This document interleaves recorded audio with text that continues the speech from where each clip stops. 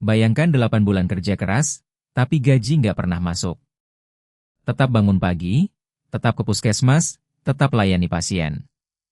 Itu kenyataan yang dihadapi 149 tenaga kesehatan PPPK di Kabupaten Merangin, Jambi. Sejak Januari 2026, gaji mereka Rp0. Dan mereka cuma satu dari ribuan nakes di seluruh Indonesia yang nasibnya menggantung. Kenapa uang gaji yang katanya udah dianggarkan, nggak kunjung cair? Kita bedah sampai tuntas. Ini bukan soal satu kabupaten. Ini gejala krisis anggaran daerah yang mulai menggigit layanan paling dasar, kesehatan. Ribuan nakes PPPK di berbagai daerah terancam nggak dibayar gaji dan tunjangannya. Sementara itu, pasien tetap butuh mereka. Di video ini, kita lihat peta krisisnya, akar masalahnya, dan solusi yang digulirkan pemerintah. Mulai dari Merangin. 149 nakes berstatus PPPK perpanjangan waktu belum menerima gaji 8 bulan. Mereka tersebar di 27 puskesmas. Puskesmas Tambang Emas 13 orang, Sungai Bulian 11, Muara Siau 10. Sisanya nyebar di 24 puskesmas lain. Yang bikin miris, mereka tetap masuk kerja. Seorang nakes yang minta namanya dirahasiakan bilang begini. Sudah 8 bulan tidak ada gaji. Kami juga punya keluarga dan kebutuhan sehari-hari. Kalau kami diam saja, tidak ada kepastian kapan hak kami dibayarkan. Kami berencana mengadakan aksi jika tidak ada kejelasan. Kepala Dinas Kesehatan Merangin, Dr. Irwan Kurniawan, mengakui keterlambatan ini. Katanya, Dinas Kesehatan siap bayar, tinggal nunggu rekomendasi dana dari Depkat. Depkat bilang, masih nunggu hasil review. Sementara nakes nunggu gaji. Pertanyaannya, dokumennya udah lengkap, anggarannya ada, tapi kenapa harus berbelit-belit? Merangin bukan kasus tunggal. Di Bulukumba, Sulawesi Selatan, 500 lebih nakes PPPK paruh waktu nggak dianggarkan di APBD 2026. Alasannya klasik, SK mereka terbit setelah APBD ditetapkan. Di Morotai, Maluku Utara, tenaga medis di puskesmas sampai RSUD belum dibayar 4 bulan. DPRD setempat sampai mendesak tunggakan dilunasi sekaligus, bukan dicicil. Di Gorontalo Utara, nakes RSUD ZUS nggak digaji sejak Mei. Pejabatnya? Kompak bungkam. Puncaknya, Gubernur Maluku Utara, Shirley Coanda, blak-blakan di depan Komisi 2 DPR. Kami tidak punya cash flow untuk membayar gaji PPPK sampai akhir tahun. Angkanya bikin merinding. Belanja pegawai Maluku Utara 1,1 triliun rupiah, sementara DAU yang masuk cuma 960 miliar rupiah.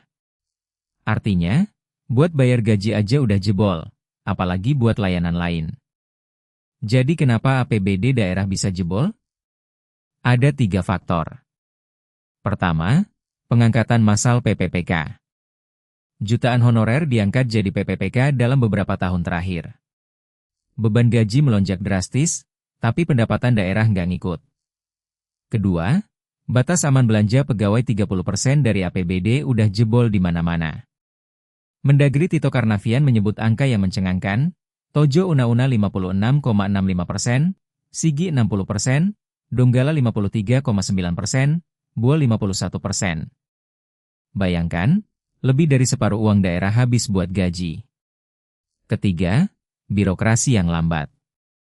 Di Merangin, Dinas Kesehatan bilang siap bayar, tapi nunggu rekomendasi Depkat. Depkat nunggu hasil review. Reviewnya nggak keluar-keluar. Sementara di ujung rantai, ada nakes yang udah 8 bulan nggak pegang gaji. Ini bukan cuma masalah uang. Ini masalah kepastian. Pemerintah pusat sebenarnya nggak tinggal diam. Tito Karnavian menyiapkan skema top-up TKD buat 39 daerah yang benar-benar nggak mampu. Tapi ada catatan penting. Banyak daerah yang mampu. Contohnya Sulawesi Tengah.